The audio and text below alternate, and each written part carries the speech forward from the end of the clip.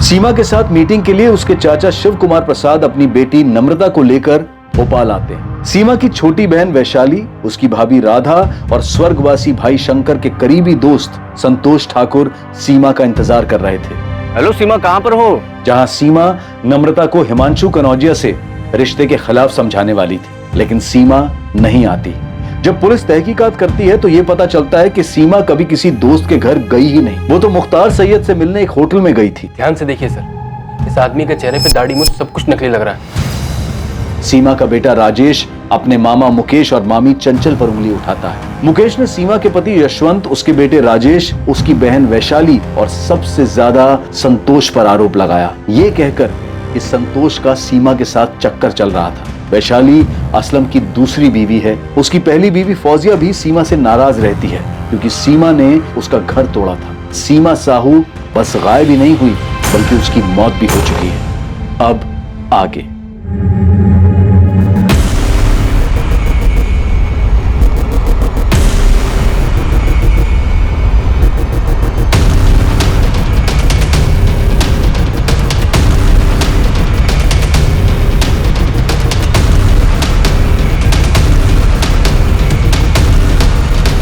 क्या वो एक ही शख्स था जो सीमा से बदले की भावना में इस हद तक चला गया था, या फिर कई लोगों ने मिलकर यह चक्रव्यूह रचा था जिसे पुलिस के लिए सुलझा पाना इतना मुश्किल हो रहा था?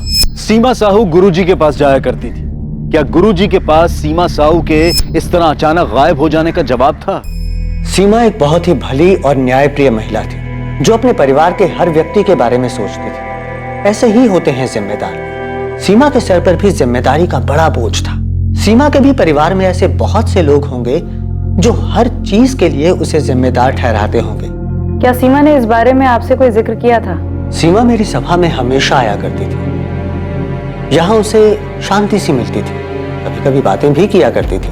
हाँ, कुछ था उसके मन में जो उसे परेशान कर रहा था। मैं नहीं जानती गुरुजी, लेकिन हाँ मैं ये जानती हूँ कि मैं हर वक्त सही नहीं हो सकती, लेकिन अगर हर किसी को सही निर्णय और सही फैसले के लिए मुझी से उम्मीद है तो मैं क्या कर सकती हूँ? कभी कभी समय को अपना काम करने देना चाहिए सीमा। मैं हर चीज समय पर नहीं छोड़ सकती गुरुजी, और उसमें खास तौर पर जब हर कोई अपनी परेशानी का हल ढूंढने के लिए मेरे ही दरवाजे पर आकर दस्तक दे। देखो सीमा, तुम सबकी परेशानी या उसके हल के लिए जिम्मेदार नहीं हो। क्या तुम अपने दरवाजे पर आने वाले हर एक इंसान को जवाब देना अनिवार्य समझती हो, या क्या तुम अपनी जिम्मेदारी के बोझ के तले इतनी बुरी तरह दब गई हो कि तुम्हें यह लगता है कि हर इंसान को अपनी परेशानी लेकर तुम्हारे दरवाजे पर दस्तक देने आना चाहिए? मैं श्योर नहीं हूँ गुरुजी, लेकिन शायद हाँ, क्योंकि कहीं ना कहीं मैं अपने परिवार के लिए सही डिसीजन लेते रहना चाहती हूँ। आखिर वो लोग मेरे अपने हैं और उन लोगों को मुझसे बहुत उम्मीद है। अगर तुम शांति चाहती हो तो तुम्हें दूसरों की अशांति से दूर रहना होगा। क्या यह अशांति इतनी बुरी थी कि सीमा को घर से भागना पड़ा? जी, सीमा ऐसी नहीं थी। ये तो साफ तौर पर एक मायाजाल नजर आ रहा है। ऐसा कौन हो सकता है जो उसे मुख्तार सैयद के पास भेज सकता है? वो वहां क्यों जा सकती है? किसी जवाब की तलाश में ही गई होगी, ठीक उसी तरह जिस तरह वो यहाँ आई थी। आप सही कह रही, जरूर उसे किसी ने अपने जाल में फंसाया है। सर, मैं आपको पहले ही बता चुका हूँ कि 21 मार्च की सुबह को मेरी और सीमा दीदी की फोन पर क्या बात हुई थी। तुम्हारी और वैशाली की शादी से तुम्हारी पहली बीवी फौजिया काफी नाराज है ना? लेकिन सर, इस बात का सीमा दीदी से क्या नाता? हमें पता चला है कि सीमा की रजामंदी से तुम दोनों की शादी हुई थी, जिससे फौजिया की जिंदगी बर्बाद हो गई। सर, ये बात पूरी तरह से गलत है, बकवास है। मैं वैशाली और फौजिया दोनों का बराबर ख्याल रखता हूँ सर। मुझे समझ में नहीं आता कि आप लोग आखिर साबित क्या करना चाहते हैं। मैंने नम्रता से हर तरीके से बात की, वो कितनी भी बगावत कर ले, लेकिन अपनी बड़ी बहन सीमा को नुकसान पहुंचाने के सपने में भी नहीं सोच सकती। चाचा जी, मैं आपकी बात समझ सकता हूं, लेकिन एक बात खटक रही है। मुख्तार सैयद जैसे आदमी को मिलने के लिए सीमा कैसे जा सकती है, वो भी उसी दिन जिस दिन वो नम्रता को समझाने वाली थी। जरूर किसी ने हमारी सीमा से नम्रता के बारे में बात करने के लिए आने के मौके का फायदा उठाया है।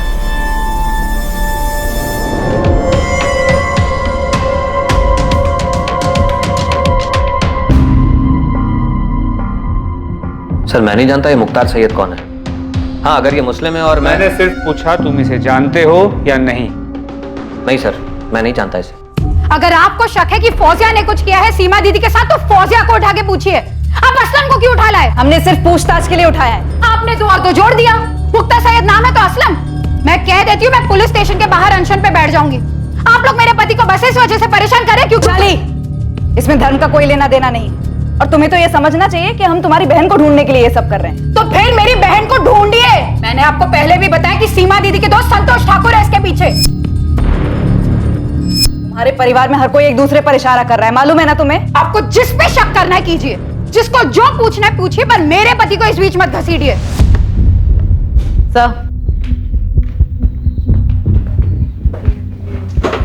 सर, ये वैशाली बहुत हंगामा कर रही है, धमकी दे रही है कि अगर हमने असलम को नहीं छोड़ा तो वो बाहर अनशन पर बैठ जाएगी। चोर की दाढ़ी में तिनका। कह नहीं सकते सर, पर ये सिचुएशन मुश्किल हो सकती है। उसने सीमा के हस्बैंड यशवंत को फोन करके बुला लिया है और बाकी लोगों को भी इकट्ठा कर रही है। ठीक है, उसे बोलो 10 मिनट में असलम को पूछताछ करके छोड़ते हैं। सर,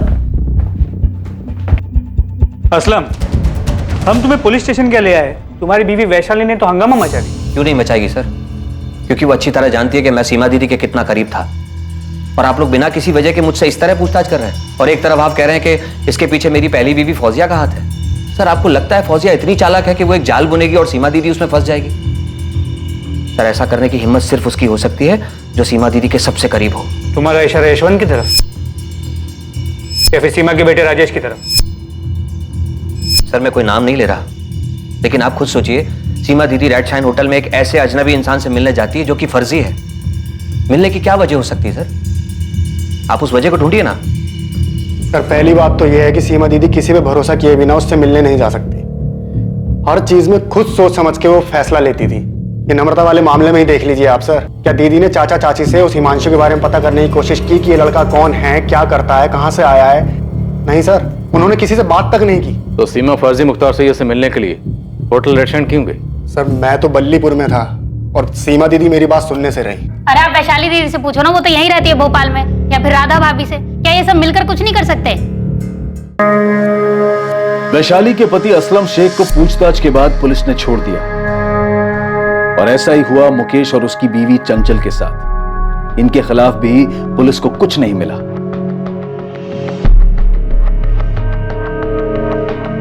पुलिस ने हर उस शख्स के फोन रिकॉर्ड चेक कर लिए थे जो सीमा साहू के करीब था। सीमा साहू के पति और उसके बेटे ने अखबारों में इश्तिहार दिया जिसमें सीमा साहू को ढूंढने वालों के लिए इनाम घोषित किया गया था।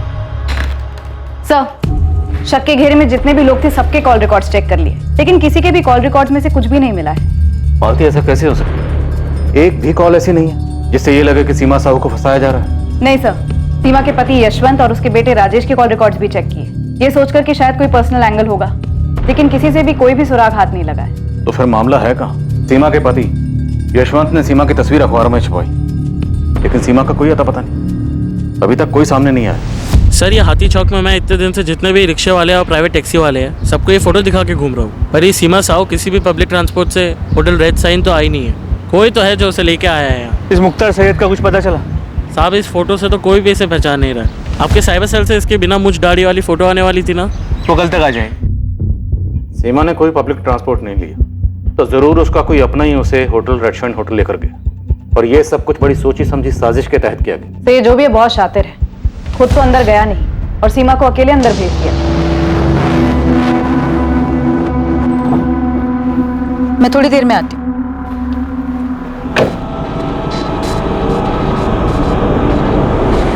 हाथी चौक के आसपास कोई दुकान, एटीएम, कहीं कोई सीसीटीवी नहीं है सर, लेकिन होटल रेड शाइन के आसपास नहीं। सीमा जहाँ रहती है राठी कॉलोनी, वहाँ तो नहीं है। तो सीमा के जितने भी करीब है उनमें से किसी की भी मोबाइल लोकेशन सीमा के मोबाइल लोकेशन से मैच नहीं करती। 21 मार्च को सब लोग या तो काम में या कहीं और बिजी थे। और हिमांशु कनौजिया, नम्रता का आशिक, उसकी तो बलीपुरा गाँव ही होगी। जी सर। और असलम शेख? असलम शेख अपने गांव महबूब नगर में ही था, उसका वहीं का लोकेशन आया। जैसा कि हमको पहले लगा था, अब तो ये और भी मुश्किल है कि सीमा को इतने दिनों तक बंदी बनाकर रखा गया हो। लेकिन अगर सीमा के साथ कुछ और भी हुआ तो कहाँ हुआ, कैसे हुआ, किसने किया?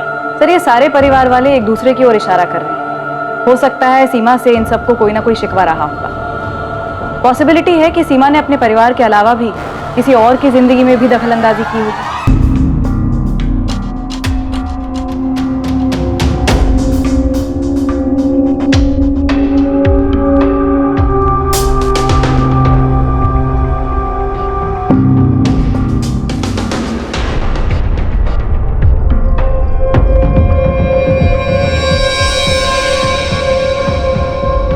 लड़का आदमी, नहीं सर, उस बारे में मुझे कुछ नहीं पता, लेकिन हमारे मोहल्ले में सीमा का सबके साथ बहुत अच्छा था। लोग बहुत इज्जत करते थे उसकी, अपनी परेशानियां लेकर आते थे उसके पास सलाह मशवरा के लिए। एक बात समझ से बाहर है कि सीमा किसी फर्जी इंसान को मिलने क्यों जाएगी? कोई तो बात थी जो उसे परेशान कर रही थी, इसलिए किसी के कहने पर वो इस फर्जी मुख्तार सैयद से मिलने अकेली गई, वो भी होटल में। नरेश नागपाल, वैशाली का पहला पति सर, वो सीमा से काफी नाराज था। सीमा तुम्हारी बहन तुम्हारा इस्तेमाल कर रही है मेरे बारे में गलत अफवाह फैलाने के लिए। अरे ये हमारे आपस का मामला है, और वो ऐसे कैसे घर छोड़ के जा सकती मेरी बेटी के साथ? नरेश, प्रिया वैशाली की भी बेटी है। अरे तो मैं भी बाप हूं उसका। मैं मानता हूं कि मैंने उसके ऊपर हाथ उठाया है, लेकिन तुम भी अच्छी तरह से जानती हो कि तुम्हारी बहन कैसी है। वो जैसी भी है, लेकिन तुम्हें कोई हक नहीं है उसे इस तरह मारने का। मुझे अब इसके साथ नहीं जाना, नहीं रह सकती मैं अब और इसके साथ। अरे वैशाली, नरेश ने वादा किया है दोबारा तुम पर हाथ नहीं उठाएगा। अरे अब तो मैं भूल चुकी हूँ दीदी, भूल चुकी हूँ कि पिछले 5 साल में ऐसे वादे इसने मुझसे कितनी बार किए हैं। हाँ, मैं भी भूल चुका हूँ कि प्रिया को घर पे अकेले छोड़ के तुम कितनी बार खैर मदद के साथ बाहर घूमने गई हो। अब मेरा मुंह मत खुलवाना। नरेश बस। वैशाली, तुम दोनों के इस झगड़े का प्रिया पर क्या असर होगा? और इसकी करतूतों का प्रिया पर बड़ा अच्छा असर पड़ेगा ना। ये मुझे प्रिया के सामने मारता है, और अब मैं ऐसे चुपचाप मार खा के नहीं रह सकती दीदी। अरे नहीं रह सकती तो सुधार लो अपनी हरकतें ना। तुम पहले अपनी हरकतें ठीक करो, मैं तुम्हारे साथ नहीं आने वाली, और ये बात तो तय है। सर, वैशाली और नरेश का डिवोर्स हुआ नहीं अभी तक, लेकिन वैशाली नरेश के पास जाना नहीं चाहती। नरेश काफी नाराज हुआ था जब सीमा ने फैसला किया था कि वैशाली अब नरेश के पास नहीं जाएगी। सीमा ने यह फैसला लिया। तुम दोनों का जो ये मामला है ना, इसे सुलझाना नामुमकिन है, और जहां तक रही बात साथ रहने की, तो बेहतर ये होगा ना कि तुम दोनों अलग ही रहो।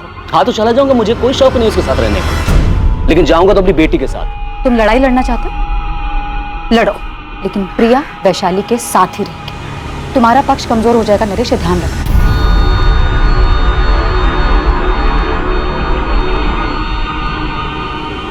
सीमा, मेरी एक बात याद रखना, ये बहुत महंगा पड़ेगा। नरेश नागपाल सर, वही एक इंसान है जिसको मैं जानता हूँ, जिसने सीमा से नाराजगी जताई थी। हाँ सर। इस नरेश नागपाल से तो हम बात करेंगे। आप मुझे ये बताइए कि वो कौन सी बात थी जो सीमा को परेशान कर रही थी? क्योंकि इतना तो तय है, कोई ना कोई बात तो थी जिसकी वजह से सीमा किसी के कहने पर उस फर्जी मुख्तार सैयद से मिलने गई। इससे पहले सीमा उस होटल में कभी नहीं गई, हमने चेक किया।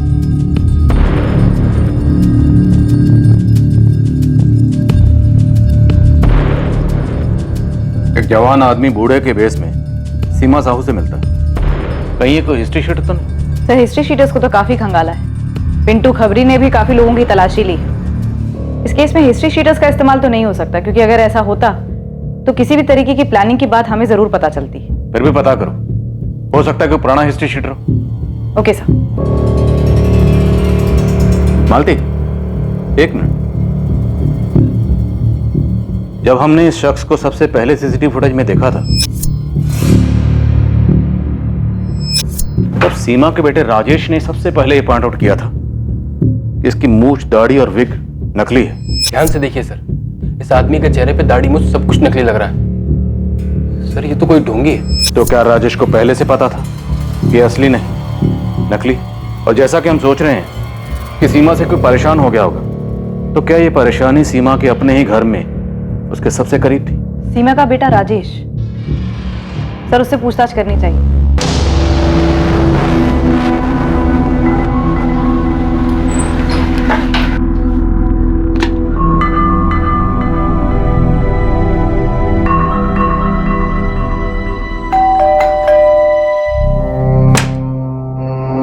पापा, मम्मी का कुछ पता चला?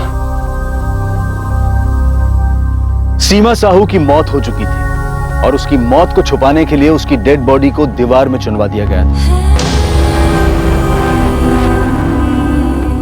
और सीमा की मौत का संबंध निश्चित रूप से परिवार पे उसके नियंत्रण से था। 21 मार्च को सीमा साहू को एक ऐसे जाल में फंसाया गया जो सीमा की परेशानियों का अंत करने के झूठे प्रस्ताव के रूप में उसके सामने आया। क्या सीमा की यह परेशानी उसके बेटे राजेश को लेकर थी, या ये परेशानी वैशाली के पहले पति नरेश नागपाल से जुड़ी हुई थी? तूने सीमा को धमकी दी थी नरेश कि उसे बहुत महंगा पड़ेगा, अब बहुत महंगा पड़ेगा कहना मतलब ये थोड़ी है कि मैं उसे मार देता। मार ही देते मतलब सीमा मर चुकी है। अब आपको जो समझना है आप समझिए। मैं आपसे पहले ही बता चुका हूं कि मेरा कोई लेना देना नहीं है इस चीज से। पर दर्द है तो सिर्फ इस बात का कि मैंने अपनी बेटी प्रिया को खो दिया, लेकिन उस चीज को मैं मन ही मन पी गया। अब सीमा को मार के या उसे गायब करके मैं कौन सा अपने घाव पे मरहम लगा लेता। वो तो खुद ही हताश थी। हताश क्यों? अब आपको क्या बताऊं साहब, वैशाली ने क्या हरकत की थी।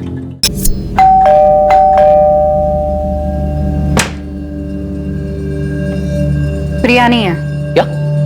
वैशाली, मैंने तुमसे पहले ही कहा था मैं आ रहा हूं, फिर भी। प्रिया की फ्रेंड की बर्थडे पार्टी है, कल ही पता चला था। ठीक है, मैं यही वेट करता हूँ। बाहर ही वेट कर लो, आए तो मिल लेना। एक मिनट, आप कौन होते हमारे बीच में बोलने वाले? मैं वो मेरे पति हैं। होशंगाबाद के जिस मोहल्ले में हम रहते थे वहां आए दिन खबर मिलती थी कि आज वैशाली इसके साथ देखी गई, आज वैशाली उसके साथ देखी गई, और मुझे छोड़कर वो भी गई कहाँ? असलम के साथ, जो खुद शादीशुदा था। इन दोनों की शादी हुई भी थी कि नहीं किसे पता। यही बात पूछने लिए मैं सीमा के पास गया था कि तुमने इसीलिए सपोर्ट किया था अपनी बहन का कि मुझसे अलग हो सके या फिर मेरी बेटी को मुझसे अलग कर दे। देखो नरेश, वैशाली असलम के साथ खुश है और असलम हमारे परिवार के लिए बहुत कुछ करता है। वो हमारी माँ से मिलने टाइम टू टाइम बलीपुर जाता है। मुकेश से भी उसकी अच्छी बनती है। राधा भाभी को भी कोई भी काम हो असलम हमेशा आगे आता है, वो सबका ख्याल रखता है। लेकिन क्या उसका पहले से शादीशुदा होना सही है? उसकी बीवी है, बच्चे हैं, फिर भी तुमने उसे वैशाली के पति के रूप में एक्सेप्ट कर लिया। मैंने कहा ना तुमसे, वैशाली असलम के साथ खुश है। उसने पहले मेरी जिंदगी उजाड़ी और तुमने उजाड़ने दी। अब वो असलम की जिंदगी उजाड़ रही है और तुम कुछ नहीं बोल रही। तुम्हें पता है तुम कितनी गलत हो? जिस आदमी को तुम अपने परिवार का हिस्सा बता रही हो ना, मेरा शौहर है वो। अरे तुम लोगों ने मिलकर मेरी जिंदगी बर्बाद कर दी। फौजिया, पहले शांत हो जा। और असलम से ना मैंने नहीं कहा था जाकर वैशाली से प्यार मोहब्बत करे, ठीक है? असलम मेरा शौहर है, मेरे बच्चे का बाप, और आप लोगों ने मिलकर मेरी जिंदगी बर्बाद करने की ना साजिश की है। बद्दुआ देती हूँ आप लोगों को। जैसे मेरी जिंदगी बर्बाद हुई है ना सीमा, एक दिन तुम्हारी भी जिंदगी ऐसे ही बर्बाद होगी, देख लेना तुम। देखो नरेश, मैंने ना तुम्हारा घर उजाड़ा है और ना ही असलम का। कभी वैशाली से मैंने ये नहीं कहा कि वो तुम्हें छोड़ दे, और ना ही कभी मैंने ये कहा है उससे कि वो जाकर असलम के साथ रहे। सीमा, याद रखना, जुर्म करने वाले का साथ देने वाला भी उतना ही बड़ा गुनहगार होता है। नरेश, बस बहुत हुआ। तुम एक काम करो, जाकर वैशाली से अपनी प्रॉब्लम सुलझाओ। अरे थक गई तुम लोग की बातें सुन सुनकर। अच्छा, ये बात तुम्हें पहले सोचनी चाहिए थी कि ये मेरे और वैशाली के बीच का मामला है और हमारे बीच में हमारी बेटी थी। सीमा, तुम्हें हमारे मामले में दखल देना ही नहीं चाहिए था। सर, अब सीमा को मार के और उसे गायब करके मेरी बिखरी जिंदगी तो वापस नहीं मिलने वाली ना। सीमा को दूसरों की जिंदगी में दखल देने की और बिना जरूरत के फैसला लेने की आदत थी। अब उसकी इस बात पे कोई खफा हो गया होगा, किसी को इतना गुस्सा आया होगा कि, लेकिन साहब मैं वो आदमी नहीं। ये तुम क्या कर रहे हो मुकेश? हर महीने राधा भाभी को जो पैसे भेजते हैं वही भेज रहा हूँ। और नहीं भेजोगे तो क्या वो मर जाएंगी? अरे लेकिन चंचल, हम हर महीने उनको देते हैं। हर महीने जबरदस्ती भेजते थे सीमा दीदी के कहने पर, और अब तो सीमा दीदी नहीं है। कब कल आएगी मुकेश? पैसे भेजने की कोई जरूरत नहीं है, फोन ही मत उठाओ राधा भाभी का, वो खुद ही समझ जाएंगी। मुकेश अब फोन ही नहीं उठा रहा है वैशाली। मैं मुकेश से बात करती हूँ भाभी। ये सीमा ऐसे कहाँ चली गई? मुझे क्या पता भाभी, मुझे थोड़ी बोल कर गई वो। मैं भी तो यही थी ना आप लोगों के साथ। सीमा यहाँ होती ना तो मुकेश ऐसा बर्ताव कभी नहीं करता। तो ठीक है, आप इंतजार कीजिए सीमा दीदी के वापस आने का, वहीं आकर मुकेश से बात कर लेंगे। तुम ऐसे क्यों बात कर रही हो? क्योंकि आप बात ही ऐसे कर रही हो। भाभी, मैं कह रही हूँ कि मैं मुकेश से बात करती हूँ, लेकिन नहीं, आप बोल रही हो कि सीमा दीदी यहाँ होती तो ऐसा नहीं होता। आप लोगों ने ना उन्हें भगवान बनाकर ना जाने कौन से 7वें आसमान पर बिठा रखा। तुझे क्या हो गया वैशाली? मैं भी परेशान हूँ। वहाँ चाचा जी बार बार मुझे फोन करके पूछ रहे कि सीमा दीदी अब तक लौटी क्यों नहीं। ये यशवंत जीजा जी मुझसे बार बार पूछ रहे कि मुझे कुछ सीमा दीदी ने बताया था क्या। माँ भी मुझसे ही बार बार पूछ रही है। जब तक सीमा दीदी थी तब तक सब उसी को पूछते थे, अब नहीं है तब भी उसी के बारे में सवाल कर रहे हैं। बस सीमा सीमा सीमा सीमा सीमा ही सब कुछ है, बाकी किसी की कोई लाइफ नहीं है। वैशाली, तेरा कुछ झगड़ा हुआ है क्या असलम के साथ? बड़ी जल्दी अक्ल आ गई तुझे? खाना खाने देगी चैन से मुझे? क्यों? उस कमीनी ने भी चैन से खाने नहीं दिया? अगर वो कमीनी है ना, अपनी शक्ल देख ले शीशे में जाके। वो तूने कहावत सुनी है, आसमान से गिरे खजूर पे अटके वैसी हालत हो गई मेरी। खजूर पे नहीं अटका तू, बवंडर में फंसा है। वैसे तूने सब किया किसके लिए? हाँ, उस सीमा के भाई मुकेश और उसकी पत्नी चंचल के लिए, या सीमा के बेटे राजेश के लिए, या जिस खजूर पे अटका हुआ ना उस शादी के लिए। दिशा मिश्रा नाम है लड़की का, आपके बेटे राजेश के साथ कॉलेज में पढ़ती है। मैंने खुद राजेश से साफ साफ पूछा कि उसने कुछ किया है क्या। तो हमें भी आकर बता देती कि राजेश की माँ सीमा को तुम्हारा और राजेश का मिलना जुलना पसंद नहीं है। हाँ, लेकिन मुझे नहीं पता था कि उस वजह से राजेश ने कुछ किया होगा। मैंने तो उससे ऐसे ही पूछ लिया था। यशवंत, इतनी बड़ी बात, ऐसा तो हो ही नहीं सकता कि आपको पता ही ना हो कि आपके बेटे राजेश की इस दिशा को लेके अपनी माँ से लड़ाई चल रही थी। राजेश, पुलिस मुझसे बार बार पूछ रही थी कि तुम्हारी मम्मी किस बात को लेकर परेशान है। मैंने कुछ बताया नहीं उन्हें। पापा? राजेश, सच सच बता दो, सच जानना है मुझे। सर, राजेश अपनी मम्मी के साथ ऐसा कुछ नहीं कर सकता। सर, मैंने पूछा था उसे, उसने बताया मुझे उसने ऐसा कुछ नहीं किया है। अब यही बात हमें आपके बेटे से पूछने दीजिए, लेकिन ये दिशा मिश्रा वाली बात आपको खुद हमें बहुत पहले बतानी चाहिए थी। अब साफ साफ बताइए, क्या आपकी पत्नी सीमा की परेशानी की वजह यही थी?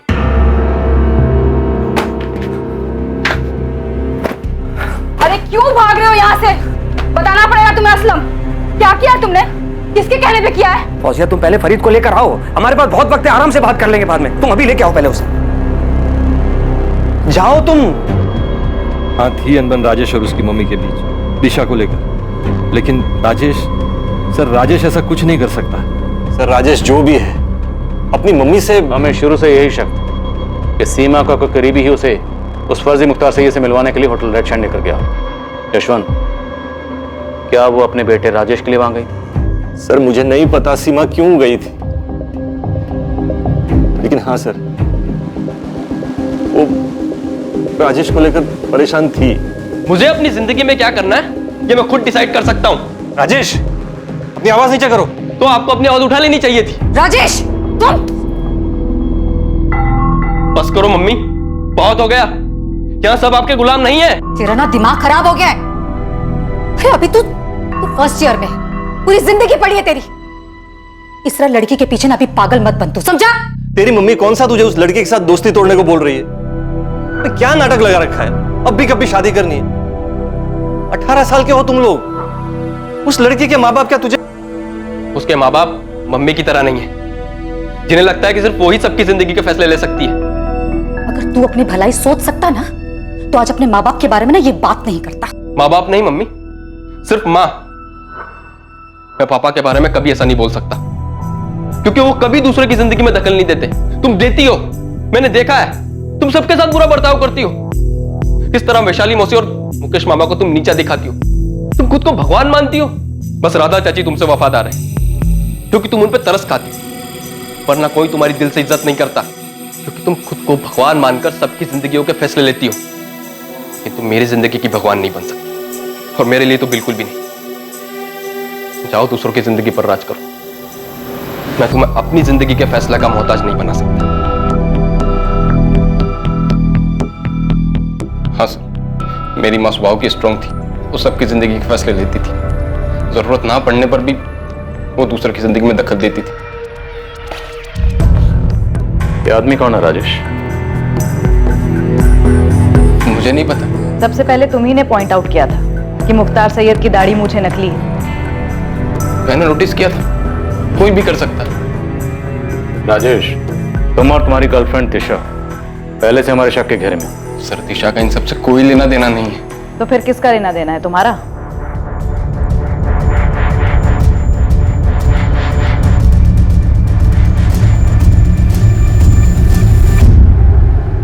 राजेश, राजेश ने किया ये? राजेश को पुलिस कस्टडी में ले चुकी है, लेकिन उसने अब तक कुछ बताया नहीं। The number you have called is currently switched off. आप लोग मुझसे सवाल कर रहे थे ना कि मैंने सीमा दीदी के साथ में क्या किया है। अब देखा किसने अपना गुस्सा निकाला है। वैसे क्या जरूरत थी सीमा दीदी को हर किसी के फैसले लेने की? क्या हर कोई अपने फैसले खुद नहीं ले सकता था? उनके अपने घर में बगावत चल रही थी। अगर सीमा दीदी के साथ में राजेश ने ऐसा कुछ किया भी है ना, माँ बाबा, उसका कसूरवार कोई और नहीं, आप सभी लोग हैं। आप सभी ने सीमा दीदी के इतने पर लगा दिए थे, उन्हें विश्वास दिलाया कि वो ही सबके सही गलत के फैसले ले सकती है। उन्हें इतना सर पे चढ़ा लिया था कि वो खुद को भगवान मानने लगी थी। और ना मैं ये जानता हूँ कि ये मुख्तार सैयद कौन है, और ना मैं ये जानता हूँ कि ये आदमी कौन है। तो फिर कौन जानता है राजेश? किसने तुम्हारी मदद की थी 21 मार्च को दोपहर 12 बजे तुम्हारी माँ को होटल रेड सैंड ले जाने में? सब कुछ पहले से तय था ना कि कोई तुम्हारी माँ को बोलेगा कि होटल रेड सैंड जाना है और मुख्तार सैयद से मिलना। क्यों? क्योंकि वो तुम्हारी माँ की मदद करेगा, जिससे तुम अपनी गर्लफ्रेंड दिशा से दूर हो जाओगे और अपनी माँ के आज्ञाकारी बेटे बन जाओगे।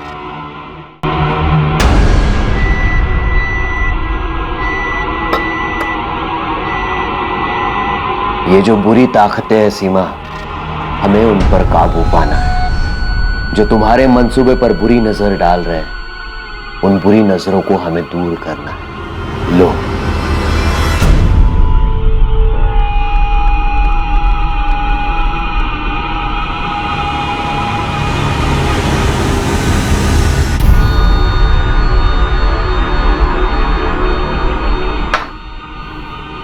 क्या इससे वो सारी बुरी शक्तियां खत्म हो जाएंगी जो आसपास मंडरा रही हैं? ये सब कुछ साफ कर देगा सीमा, सब कुछ, सभी बुरी शक्तियों को नष्ट कर देगा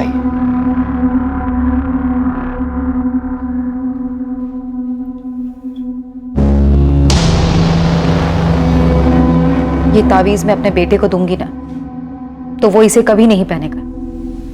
वो मुझसे नाराज है, वो मेरी बात नहीं मानेगा। उसे लगता है कि मैं उसकी दुश्मन हूं। ये उसे पहनने के लिए मत बोलना, उसके बैग में एक छोटा सा पॉकेट बनाकर उसमें रख देना। ये अपना काम करना शुरू कर देगा और धीरे धीरे वो संभल जाएगा। मेरी किसी ने मदद नहीं की सर, किसी ने भी नहीं। हाँ, मैं बात नहीं कर रहा था मम्मी से, नाराज था मैं उनसे, लेकिन मैंने नहीं मारा उनको। मारा? मतलब हमारा शक सही था? उनकी मौत हो चुकी? सर, 2 हफ्तों से ज्यादा हो गए। मम्मी खुद से घर से जाने वालों में से नहीं है। क्यों जाती वो? इतना पावर था उनके पास, सब उनके इशारों पे चलते थे। राजेश, तुम्हारी माँ तुम्हारे परिवार की ताकत थी, जो दूसरों के दुख दर्द में उनका साथ देती थी, दूसरों की मुश्किलों को हल करती थी, दूसरों के फैसले लेती थी। हाँ, हो सकता है कुछ फैसले उन्होंने गलत लिए, पर इससे किसी को उनको मारने का हक नहीं मिल जाता। मैंने नहीं मारा अपनी मम्मी को, नहीं मारा है मैंने। हो सकता है मेरी वजह से वो बहुत तकलीफ में थी, मेरी कोई बात बहुत ज्यादा बुरी लगी होगी उन्हें, लेकिन मैं क्यों मारूंगा अपनी मम्मी को? 21 मार्च को होटल रेड शाइन कौन ले गया था उन्हें? घर का ही कोई आदमी था जो तुम्हारी मदद कर रहा था। 21 मार्च को सुबह 8 बजे असलम शेख ने फोन किया था तुम्हारी मम्मी को। तुमने 21 मार्च की सुबह सीमा से बात की, जिस दिन वो लापता हुई। जी जी जी, बात की थी हमने। राजेश, क्या वो आदमी असलम शेख था? मुझे नहीं पता, मैंने नहीं मारा अपनी मम्मी को sir. I really miss her.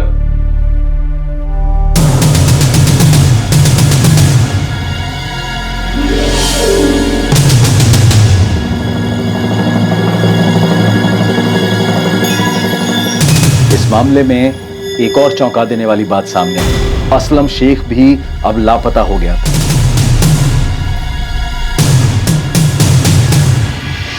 मैं खुद असलम को फोन लगा रही हूँ, कल से उसका फोन बंद आ रहा है। कहाँ भाग गया वो? उधर हम राजेश तक पहुंचते हैं और इधर असलम भाग जाता है। मुझे भी नहीं पता, मैं खुद उस तक पहुंचने की कोशिश कर रही हूँ। उसका छोटा भाई शमशेर भी नहीं जानता कि असलम चला कहाँ गया है। सर, आप क्या ढूंढ रहे हैं सर? अंदर के कबाड़ भी खाली है, लगता है दोनों भाग गए, असलम और फौजिया। कहाँ गए दोनों? सर नहीं पता सर, महबूब नगर में अम्मी अब्बू को भी फोन किया था सर, वहां पे भी नहीं है। देख, इतना तो साफ है कि ये सब कुछ असलम का किया था। अगर जल्द हाथ नहीं लगा ना, बुरा फंसेगा। अब ये बात पूरे परिवार को पता चल चुकी थी कि सीमा के साथ हुई इस वारदात में असलम शेख का ही हाथ था। और उनके लिए और भी चौंकाने वाली बात यह थी कि सीमा का बेटा राजेश खुद एक संदिग्ध था। शायद अपनी मां को फंसाने की साजिश में असलम शेख से मिला हुआ था। सीमा को पहले जाल में फंसाना, फिर उसकी हत्या कर देना, यह साजिश अब साफ होती जा रही थी। लेकिन असलम तक पहुंच पाना और यह साबित कर पाना कि इसमें राजेश का भी हाथ है, अब भी बहुत मुश्किल नजर आ रहा था। क्या सच में राजेश का अपनी मां की हत्या में हाथ था? बड़ी थी वो, तुम सबसे बड़ी। तुम्हारे पापा के गुजर जाने के बाद मैं बिल्कुल टूट गई थी। मुझे खुद समझ में नहीं आ रहा था कि इतनी सारी जिम्मेदारियां मैं कैसे संभालूंगी। तब सीमा ने आगे बढ़कर सब कुछ संभाला था।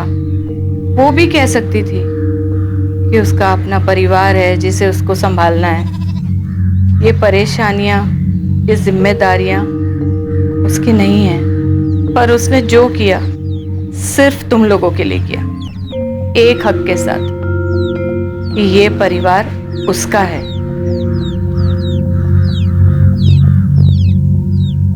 असलम शेख को हर जगह ढूंढा जा रहा था और सीमा के बेटे राजेश से बार बार कड़ी पूछताछ हो रही थी, लेकिन राजेश अपने बयान से हिलने को तैयार नहीं था। वो ये मानने को तैयार नहीं था कि उसकी मां की हत्या में उसका कोई हाथ है, और सच्चाई भी यही थी कि राजेश का अपनी मां को फंसाने और उसकी हत्या में कोई हाथ नहीं था। सर, ये असलम शेख जहां भी जा सकता है, दोस्त, रिश्तेदार, उन सबके घर के आसपास खबरियों को तैनात कर दिया। और अभी तक उसका कुछ पता नहीं चला? नहीं सर।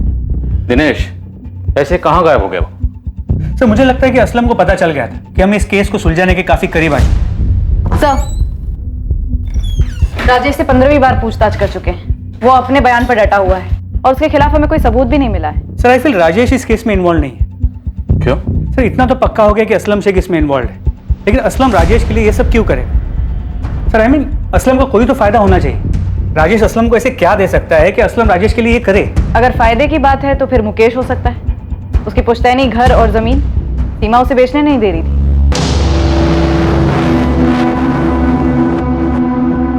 अब इस मुकेश को और कितना तोड़े के सच बोल दे। यहाँ तो जितने भी लोग हमारे शक के दायरे में हैं, सबके सब इतने कॉन्फिडेंट हैं कि इनकी हरकत कभी पकड़ी नहीं जाएगी। मुझे लगता है हमें असलम तक पहुंचना होगा। एक असलम ही है जो हमें मकसद और मास्टरमाइंड के बारे में बता सकता है। एक्सक्यूज मी, पिंटू है। हाँ पिंटू, बोल। सर, मैं भोजपुर में हूँ। असलम के भाई शमशेर का पीछा कर रहा था कि अगर असलम इन्वॉल्व होगा तो शमशेर कुछ जानता होगा। साहब, खजाना हाथ लगाए। क्या हाथ लगाए? मुख्तार सैयद साहब, वो फर्जी आदमी शमशेर का दोस्त निकला। यहाँ पर है, शोएब मिर्जा नाम है उसका। आप जल्दी पहुंचे। एक तरफ पुलिस शोएब मिर्जा को उठाने निकली जो मुख्तार सैयद होने का ढोंग रचा रहा था,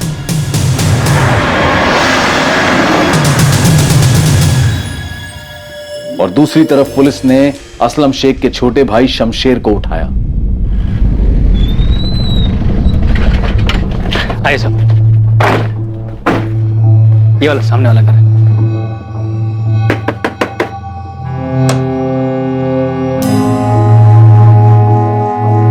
सही निशाना लगा है पिंटू, यही अपना आदमी है। चल ले चलो इसे। सर,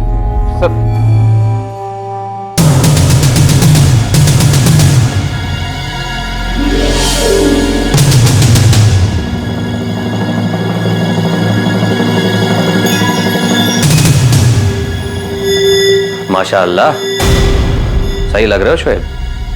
शुक्रिया असलम मियां। मस्त, एकदम मस्त एक्टर हो गया तू। हाथ तोड़ो या पैर तोड़ो शमशेर?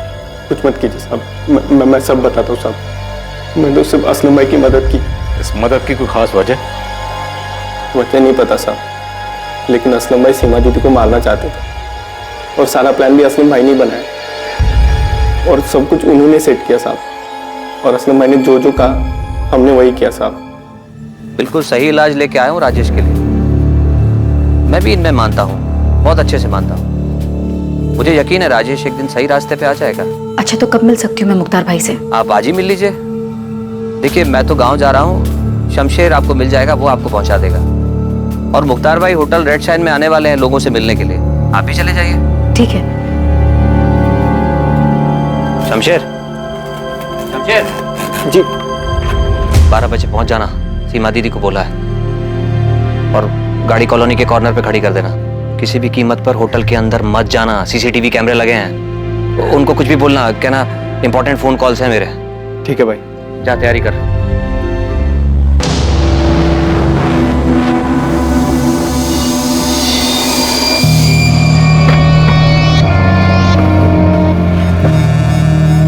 नमस्ते सीमा दीदी। नमस्ते शमशेर।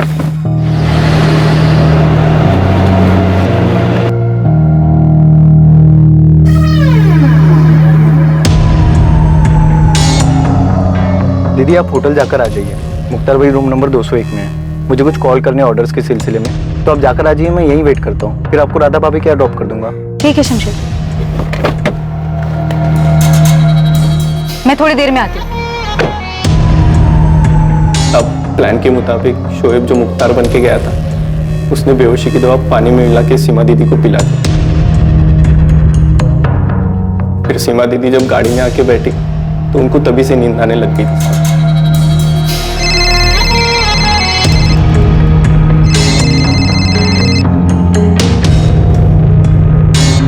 हाँ संतोष, हेलो सीमा, कहाँ पर हो? तुम लोग वेट कर रहे हैं तुम्हारा। मैं पहुंच रही हूँ। वो एक सहेली के घर पे कुछ काम था, वो काम खत्म करके बस आ रही हूँ। कहाँ पर हो तुम? हाँ संतोष, मैं आ रही हूँ, रास्ते में ही हूँ मैं तुम।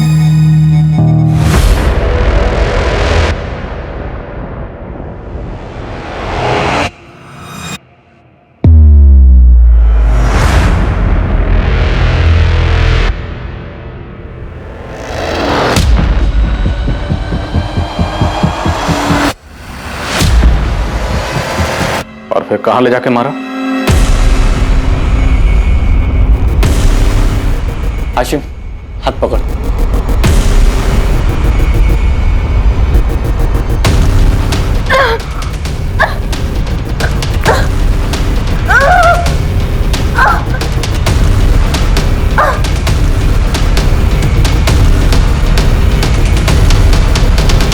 बॉडी कहाँ है शमशेर? साहब, दुकान के अंदर वाले कमरे में। और जब रात में असलम भाई आए तो हमने क्या? हमने सीमा दीदी की बॉडी दीवार में चुनवा दी साहब।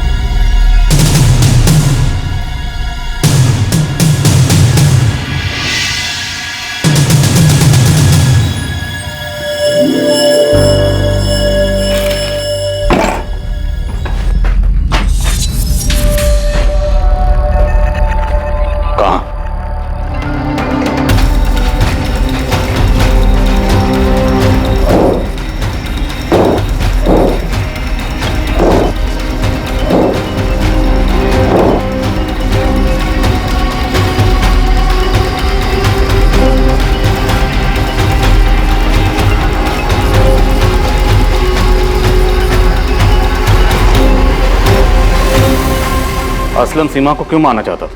नहीं पता साहब। तुमने बस उसकी मदद की, है ना? वो मेरा भाई है साहब। लेकिन किस लिए? किसके साथ मिलकर इतनी बड़ी प्लानिंग की थी सीमा को मारने की? कारण कौन था? सीमा का बेटा राजेश या सीमा का भाई मुकेश? मुझे कुछ नहीं पता, मैं सच बता रहा हूँ साहब, मुझे कुछ नहीं पता। असलम भाई ने सीमा दीदी को क्यों मारा, ऐसा क्यों किया, मुझे कुछ नहीं पता। वो वैशाली से निकाह करके ना बहुत बड़ी गलती की असलम भाई ने, और फौजिया भाभी को भी धोखा दिया। जब असलम भाई सीमा दीदी को मारने का प्लान बना रहे थे तब असलम भाई बहुत परेशान थे साहब। सब परेशान थे? हाँ, तो परेशानी की हालत में उसने सीमा के मर्डर का प्लान बनाया। असलम कहाँ है? असलम कहाँ है? बोल, असलम कहाँ है? बोल।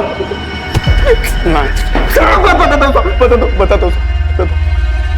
असलम भाई और फौजिया भाभी होशंगाबाद में वहां छुपे हैं। होशंगाबाद में कहाँ? सीमा साहू को उसके बेटे राजेश से जुड़ी परेशानियों के हल का लालच दिया गया था, लेकिन सीमा को जाल में फंसाकर उसे बेहोश करना और फिर उसकी हत्या कर देने के पीछे का मकसद सबको चौंका देने वाला था।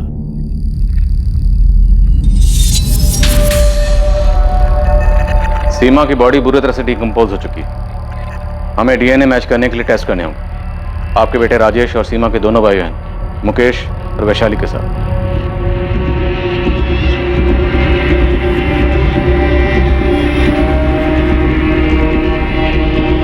दीदी की डेड बॉडी भी ली है माँ।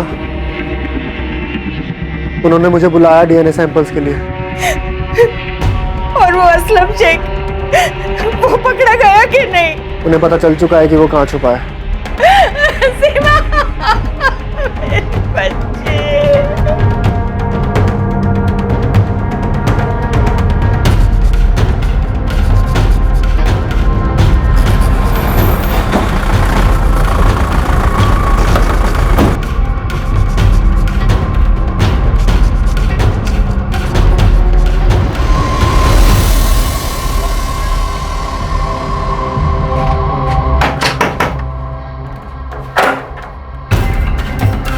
फौजिया, असलम को बाहर बुलाओ। और अगर उसने पीछे से भागने की कोशिश की तो वहां भी हमारे लोग खड़े हैं, हम गोली चलाने से हिचकिचाएंगे नहीं। तेरे छोटे भाई शमशेर को हमने तोड़ा, तेरी दुकान पे काम करने वाले हाशिम को भी तोड़ा, और तेरे उस मुख्तार सैयद उर्फ शोएब मिर्जा को भी। अब तेरी बारी। और इस बार तेरी बीवी वैशाली को यहाँ आके जितना चिल्लाना है चिल्लाने बोल, तेरी चीखें उससे ज्यादा जोर से निकलेंगी। हाँ तो सबसे पहले उसे घसीट के लाइए सर, उसको लगाइए 2-4 थप्पड़ और उसकी ऊंची आवाज को चीखों में बदल दीजिए सर। वैशाली, ये सब तेरा और वैशाली का किया हुआ है? सर मैंने किया नहीं, वैशाली ने मुझसे करवाया, जीना हराम कर दिया था उसने मेरा। शमशेर सही कहता था कि वैशाली से निकाह करके मैंने अपनी जिंदगी जहन्नुम बना ली। वही मारनी चाहती थी अपनी बड़ी बहन सीमा को, उसी ने मुझसे ये सब करवाया। तू मुझे धमकी दे रही है वैशाली? मुझे? अभी हमने दुनिया को दिखाने के लिए भले ही माला डाल के कर ली असलम, पर कोई मैरिज सर्टिफिकेट नहीं है ये बात प्रूफ करने के लिए। अगर पुलिस के पास गई ना तो तेरे पे रेप का चार्ज लगवाऊंगी। किसी जलील औरत है तू, अपनी बहन को मरवाने की बात कर रही है? होश में तो है? और मैं तेरी बात ना मानूं तो मुझे रेप केस में फंसवाएगी? तेरा दिमाग तो नहीं खराब हो गया? अरे सुन, अगर सीमा मर जाती है तो मैं मुकेश और चंचल से जमीन और खेत बिकवाऊंगी, काफी पैसे मिलेंगे, और किसका कितना हिस्सा होगा ये मैं फैसला करूंगी। तुझे भी पैसे मिलेंगे। कोई पैसा वैसा नहीं, मैं नहीं करूंगा ये मर्डर, समझी ना तू? ठीक है तो जा रेप चार्ज में अंदर। ऐसा हंगामा करूंगी, ऐसा हंगामा करूंगी कि मैं तुझे छोड़ के चला जाऊंगा अभी के अभी। ये मर्डर करना है खुद करे, किसी और से करवा, भाड़ में जाओ। मर्डर करेगा तू असलम, कोई और नहीं। तुझे कोई नुकसान नहीं होगा, वरना मैं तुझे पूरा बर्बाद कर दूंगी। दिमाग खराब हो गया था मेरा, उसने जीना हराम कर दिया था मेरा। रोज धमकी, ये चार्ज लगवा दूंगी, वो चार्ज लगवा दूंगी। मेरे पास कोई रास्ता ही नहीं छोड़ा उसने सर, मजबूरी में मुझे ये सब करना पड़ा। राजेश को लेके काफी परेशान है दीदी, टूट सी गई है। राजेश का किसी दिशा के साथ कुछ चल रहा है, बगावत पे उतर आया। मुझे करना क्या होगा? दीदी तुझे मानती है, इतना तो मैंने तुझे मेरे घर में घुसा ही दिया है। बस एक ऐसे इंसान का इंतजाम कर जो दीदी को छुटकारा देगा, अपने बेटे राजेश पे मंडरा रहे इस बगावत के साए से, कोई भरोसे वाला आदमी। बाकी मैंने तुझे बता ही दिया है कि क्या करना है। मेरे दिमाग ने काम करना बंद कर दिया था सर, उसके कहने पर मैंने सीमा को मार दिया। मैं जानता था मेरे इस गुनाह की सजा मुझे भुगतनी पड़ेगी। मुझसे बर्दाश्त नहीं हुआ और मैं वहां से भाग गया, क्योंकि मैं वैशाली के साथ एक पल भी नहीं जी सकता। उसने मुझसे उस औरत का कत्ल करवा दिया जिसने जिंदगी में मेरा कुछ भी नहीं बिगाड़ा था, कुछ भी नहीं। पुलिस मुकेश के पीछे, संतोष के पीछे, फिर राजेश के पीछे, सबके पीछे दौड़ते रही, पर तुझ तक कभी नहीं आएगी असलम। देखा ना, तुझे पुलिस स्टेशन बुलाया था तो मैंने कैसा हंगामा किया। क्या हासिल हुआ? क्या हासिल हुआ सीमा को मारकर? वो सब कुछ जो उसके रहते नहीं मिलता असलम, सब कुछ।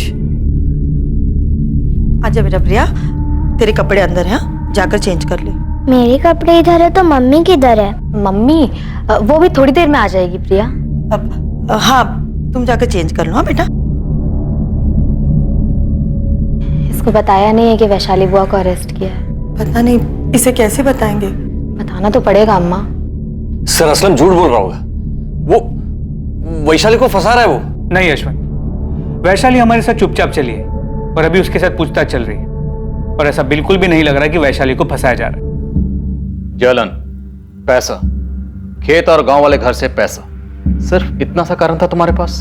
तुम्हें क्या लगा था कि हम सच्चाई तक कभी नहीं पहुंच पाएंगे, सीमा की बॉडी तक नहीं पहुंच पाएंगे? ये बेवकूफ असलम भागता नहीं तो कैसे पहुंचते आप? तो असलम बेवकूफ निकला और तुम शातिर थी, पर तुम सिर्फ शातिर थी जुर्म करने के लिए, और शायद घर में तुम्हें कोई पूछता भी नहीं था। इसी बात का तुम्हें गुस्सा था, खेद था, शिकवा था, है ना? हाँ था। तो सीमा को मार के अब सब तुम्हें उसका दर्जा देने लगेंगे, नहीं?